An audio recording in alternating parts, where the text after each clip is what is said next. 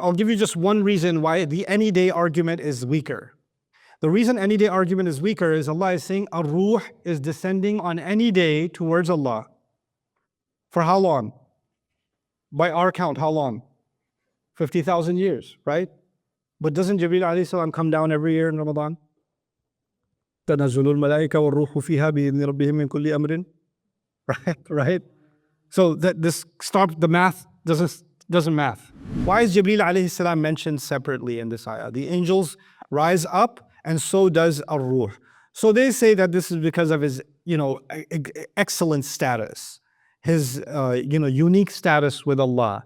And we find that in the Quran also, Allah has given him a unique status, So, عند ذي العرش مكين مطاع ثم أمين, and other places in the Quran where Jibreel AS has been given a very particular status. And so perhaps that's the reason he's been mentioned separately. I'll share my thoughts on that at the end after I share some things from the Mufassirun with you. قِيلَ خَلْقٌ, this gets really interesting. هم حفظة الملائكة مطلقا كما أن الملائكة حفظة الناس. Some Mufassirun, Alusi mentions this in his Tafsir in Ruh al-Ma'ani. He mentions that on Judgment Day, the angels will rise. The angels are supposed to be the guardians of human beings. يُرْسِلْ عَلَيْكُمْ حَفَظًا. But there are angels whose job is to guard those angels. And they're all rising together. So there's layers of, by the way, that means above us, a level above us are the angels who are protecting us.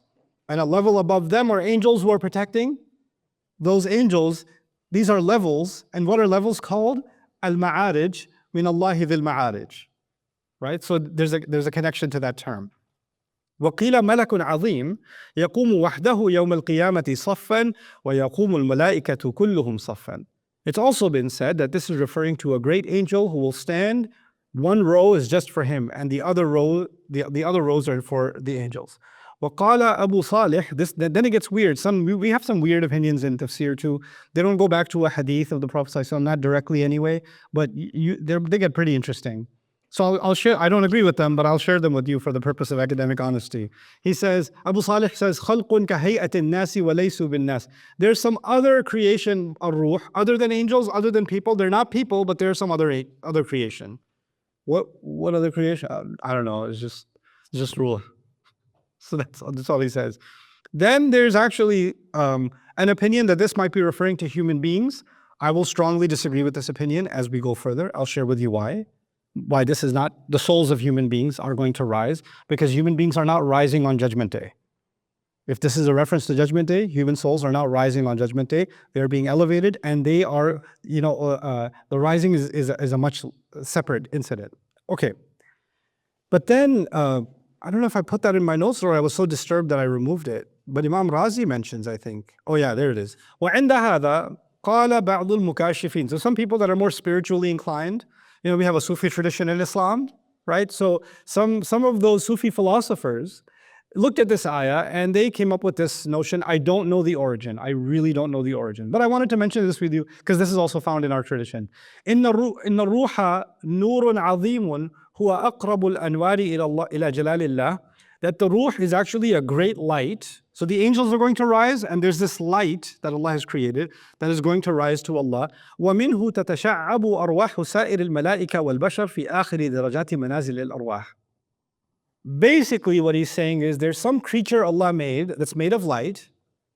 It's, how you have the electrical grid and there's a powerhouse that's generating all the electricity, and then electricity is flowing to every household, right? Well, there's a power grid Ruh, which is the concentration of all the light, and all the angels, which are a Ruh, and all the human beings which have a Ruh are being generated from this mega Ruh, right? And that's what he's referring to as Ruh. Like there's this one collective thing Allah created called Ar-Ruh, and all the spirits and all the angels, all the souls of human beings are generated from it. In some other riwayat, again not sahih, this thing that Allah made, this light that Allah made, speaks all the languages and has all these different kinds of knowledge. But none of this is attributed to the Quran itself. So this goes pretty far from the text of the Quran. But I wanted to share with you that, when we simply say, oh, we should just study tafsir, we should follow our ulama. And yes, our ulama said remarkable things, but then sometimes you also find some pretty wild things in tafsir, and you're just sitting there going, what? Yeah, there's a soul generator, and then it spits out souls. Where are we getting this from? But it's there, you know. But then finally, وَأَمَّا ظَاهِرُ الْقَوْلِ قَوْلِ الْمُتَكَلِّمِينَ وَهُوَ أَنَّ الرُّوحُ وَجِبْرِيلَ عَلَيْهِ. But the obvious is that this is who? Jibreel alayhi salam. So stop going all over the neighborhood, just stick to what's obvious. This is Jibreel alayhi salam. Now, I will add something of my own based on one commentary. This is the commentary actually. This is also Imam Razi. ثم ها هنا دقيقة. There's a subtle notice here. هي أنه تعالى ذكر عند العروج الملائكة أولا والروح ثانيا. So when ascent, when going up, Allah mentions the angels first and the ruh second. But if you know anything about Surah An-Naba, يوم يقوم الروح والملائكة. The ruh is mentioned first and the angels are mentioned second. وذكر عند القيام الروح أولا والملائكة ثانيا كما في قوله يوم يقوم الروح والملائكة صفا. وهذا يقتضي كون الروح أولا في درجة النزول وآخرا في درجة الصعود. This suggests that the ruh comes first when coming down, but goes last when going up. So it's mentioned last when going up and mentioned first when going down. Let me try to make sense of this for you. Bear with me. This is the event of Judgment Day. Multiple places in the Quran, Allah says that angels will come down on Judgment Day. You know that? That angels will descend on Judgment Day. In fact, even in the surah right before this one, in Surah Al-Haqqa, the Arsh is descending actually. وَالْمَلَكُ عَلَىٰ أَرْجَائِهَا وَيَحْمِلُ عَرْشَ رَبِّكَ فَوْقَهُمْ يَوْمَئِذٍ ثَمَانِيَةٌ. So the judgment is beginning, and Allah says other places in the Quran, هل ينظرون إلا أن يأتيهم الله في ظلل من الغمام والملائكة وقضي الأمر. Right? So there's multiple places in the Quran where we find that the angels on Judgment Day will come down. They will start descending. The legions of angels will start descending. That seems to contradict what we're reading in this surah. If this ayah is about Judgment Day, what is it saying? Angels don't come down, they go up. So what in the world's going on? Let me help you make sense of this. When a king makes an announcement, or the king in the ancient times had a palace, right? And he wants to assemble his armies. And he has on his balcony this guy that blows the horn. And the armies know what that means. What does it mean for the armies? For them to assemble in front of him, right? So no matter what they're doing, they all ascend before the king's court, ready to take instruction, right? So before the armies are going to march to war, before they do that, they have to appear before the king for him to address them, for them to be ready for the massive invasion or whatever it's going to be. So there's a military assembly. There's a military assembly. When Judgment Day begins, it's as if Allah is calling the legions of angels, His army, وَمَا يَعْلَمُ جُنُودَ رَبِّكَ إِلَّا هُوَ. He's calling the legions of His armies to be presented before Him before they descend for the invasion of the earth. So this is actually referring to the armies of Allah being collected. And now the thing with the armies is, who's the commander-in-chief of that army that Allah appointed? Who's the general? Is Jibreel alayhi salam. Does the infantry or the lower rank soldiers, do they show up first and get in place and then the general show up? Or is the general standing there waiting for everybody to show up?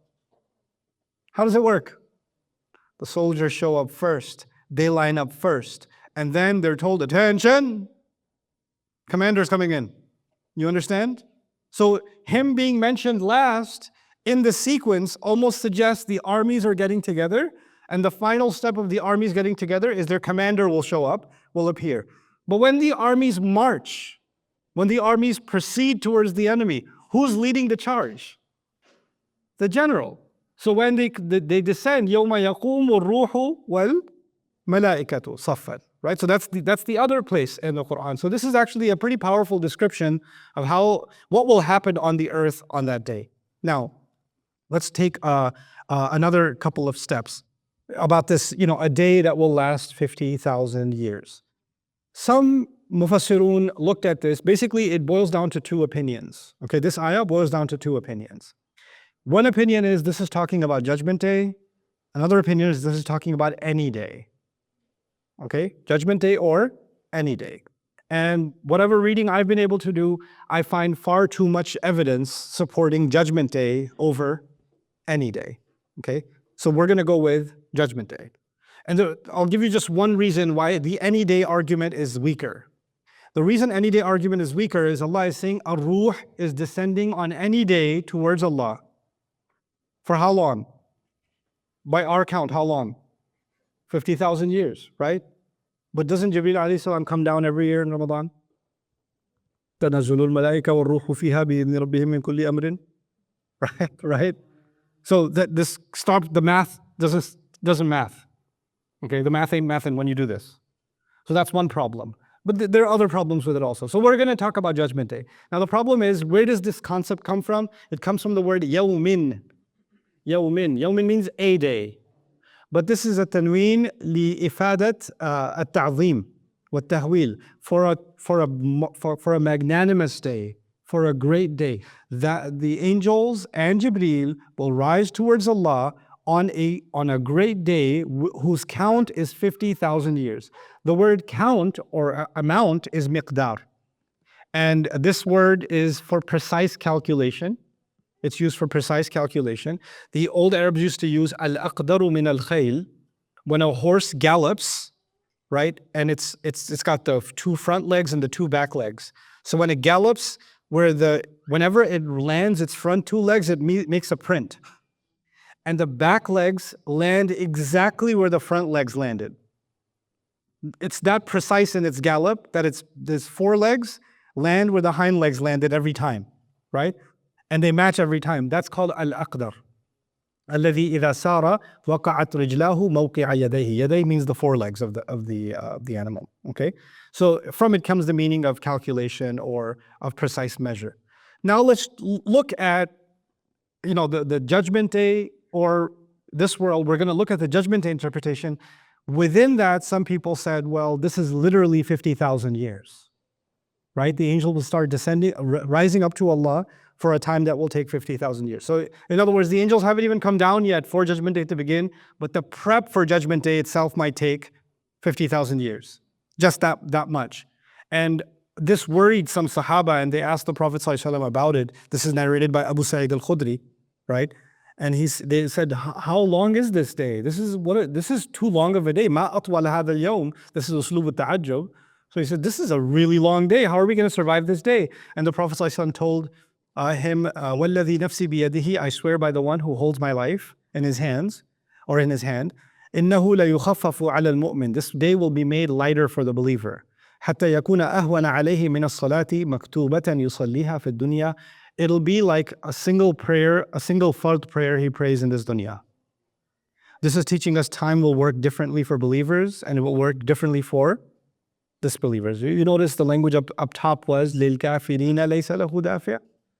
So the long, exhaustive expanse of Judgment Day is actually focused on the disbeliever, and Rasulullah ﷺ is telling us that for the believer, it will actually feel like a very short period of time, right?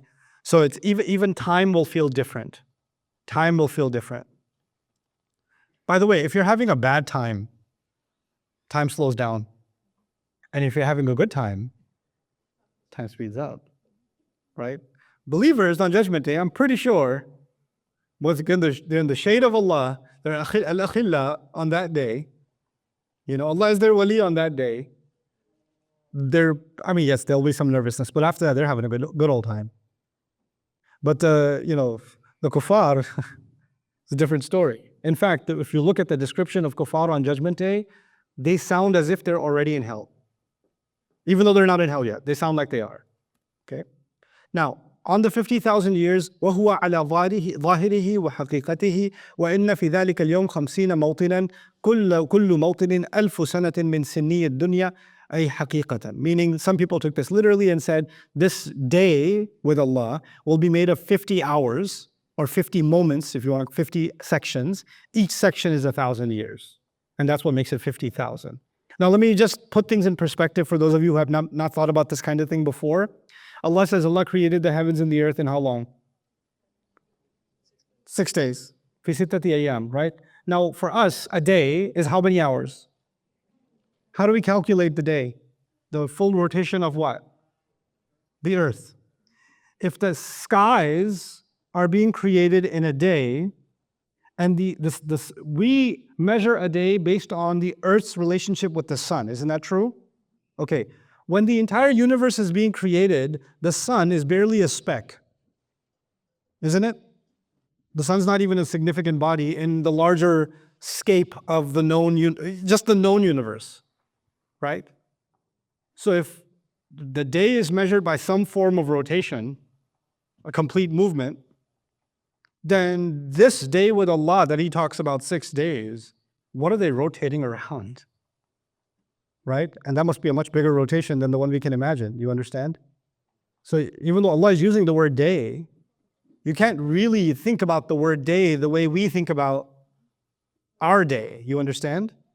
Because these entities weren't even being created yet. They were in the process of being created while Allah was using the word day. You understand? So the common language is being used, yes, but it's being used to say, yes, there's no, the words for what this actually is beyond my vocabulary and your vocabulary, because we can't think of anything, we can't make words for things that are beyond our perception. So Allah is using words in the Quran that are within our perception, but He's referring to things that are actually far beyond our perception. Still using those words, right? So that's something you have to be mindful of. Now, some interesting commentary on the metaphorical meaning of 50,000 years. المعنى مقدار ما يقضي فيه من الحساب قدر ما يقضي بالعدل في 50,000 سنة من أيام الدنيا وهو مروي عن عكرمة. Ikrimah had an opinion, رضي الله عنه, that this means that, the amount of cases that you would have to judge and finally arrive at a fair judgment, if we ran all those cases continuously nonstop, it would take 50,000 years. And that's what Allah does in a day. Allah will solve 50,000 years worth of cases in a day, is what He's comparing it to justice, actually. And if you know anything about cases, they take quite a long time. Right? Cases can get pretty drawn out. وَالْعَرَبُ تَصِفُ أَوْقَاتَ الشِّدَّةِ. This is funny, and don't be offended. I didn't make the poetry. This is the Arabs. Okay? I just read it. وَالْعَرَبُ تَصِفُ أَوْقَاتَ الشِّدَّةِ وَالْحُزْنِ بِالطُّولِ. Arabs describe difficult times with long period. وَأَوْقَاتَ الرَّخَاءِ وَالْفَرَحِ بِالْقِصَرِ. And when they're having a good time, they describe it as a short period. Okay? Kind of like time flies when you're having fun. Kind of like that. Here's the poem. وَمِنْ قِصَرِ اللَّيْلِ إِذَا زُرْتِنِي أَشْكُو وَتَشْكِينَ مِنَ الطُّولِ. The guy, he loves this woman and she visits him. It's his wife. We'll just make it halal. This is Jahiliyyah times, but we'll make it halal. So she comes, she lives out of town. She lives with her in-laws. Okay, she still lives with her family. They're Pakistani. So she comes and visits for just one night for him. And he says, the night is so short that I complain that it's so short, while you're complaining the night is too long.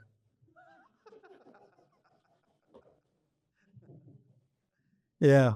Anyway, so the other reading is not. وَقِيلَ الكلام بيان لغاية ارتفاع تلك المعارج وبعد مداها على سبيل التمثيل والتخييل والمراد أنها في غاية البعد والارتفاع. So others are saying this is not literal. 50,000 is an expression to describe how far. It's actually not even talking about time, it's talking about distance. And this is an important concept that you should be aware of. In physics, obviously, we have 3 dimensions and now we have 4 dimensions and 5 dimensions, and quantum physics is taking us into many, many dimensions, right? That's what's happening.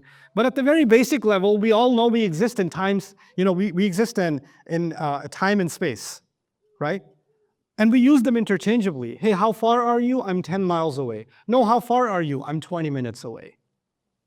So it's either distance or time, right? And of course, in physics, you have light travels light years, right? So we're measuring time and distance kind of conflate with each other in this physical world, right? So if somebody says that, the journey between this village and that village is 3 months on camel, or it's 4 months by sea, or whatever, right? Now imagine the Arabs have to visualize a journey that's how long? 50,000 years. So they're thinking about this in distance. But distance and time are, they have an interplay with each other, right? So it's as if you're saying it's an infinite distance. But there's another dimension to that I want you to think about in terms of distance. If distance and time are interplaying with each other. You know the oldest records we have of intelligent human activity on the planet? The oldest anthropological records we have of any tool that a human being made, or a farming device, or a home that was built, or some scratches on a wall or whatever. You could barely find anything past 10,000 years. Maybe, if you really want to push the imagination, 20,000. But that's most archaeologists, anthropologists won't even agree with you, right? That's how far back we can go. In other words, 50,000 years ago, if humanity existed, whatever they were doing, ain't nobody know. And my mind works in weird ways. I have this active imagination. So I imagine, once we got to farming a few thousand years ago, it's not long ago that we got to farming. Let's just say we got to farming 6,000, 7,000 years ago. So it took us 6,000 to 7,000 years to get to satellites, right? To get to Wi-Fi, and to get to quantum physics, and to get to where we are now. It's this many years. Now imagine what kind of advancements would we have made in 50,000 years? Like just if this took 6,000 years, what kind of advancements can human beings have made in 50,000? And I don't think human beings before us were stupid. So if human beings existed, let's say 50,000 years ago, let's just play this game. If they existed 50,000 years ago, you think it took them 44,000 years before they figured out farming? You honestly think that? You know what I think? I think they were smart as us, maybe even smarter, and they advanced like we advance. And maybe it took us 6,000 years to get somewhere, maybe it took them 3. Okay, let's say they were slower. They were the remedial kids in the back of the class. It took them 10,000 years. But they could also have gotten to a very advanced life in this world. And then eventually, what did Allah do with them? Wiped them out. And the few that survived, all their technology, all their advancements, Allah covered it. Whatever He wanted to cover, He covered. Buried away, deep under the ground, destroyed completely. And humanity starts over again, and they have to start learning all over again, and we advance again, and our study begins. We have a collective amnesia. We can't even think back 50,000 years. We can't. We don't know what happened 50,000 years ago. So when Allah is saying kana miqdaruhu 50 alf sana, it's as if He's saying it's not just your lifetime. It's the entire humanity can't remember in their entire collective lifetime. It's longer than that. That's one day of journey. That day, subhanallah.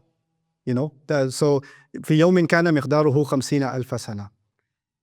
Ibn Abi Mulaika was asked, he narrates that Ibn Abbas radiallahu anhu was asked about this day, and he said something really beautiful. I really found it profound. He said, Ibn Abbas said about this ayah, Ayyamun sammaha Allahu ta'ala. These are names, these are days that Allah named, Allah described, because now He's saying, I don't know if this is not the same day as our day, so this is something called a day that Allah Himself named as such. وَهُوَ أَعْلَمُ بِهَا كَيْفَ تَكُونَ, and He knows better what exactly they're going to be, or how they're going to be. وَأَكْرَهُ أَنْ أَقُولَ فِيهَا مَا لَا أَعْلَمُ, and I would hate to say something about them that I have no knowledge of. So He just acknowledged His utter lack of ability to grasp this relativity of time with the angels. One thing I'll add to that before we go on is, in physics now we know objects, the faster they move, the slower they experience time.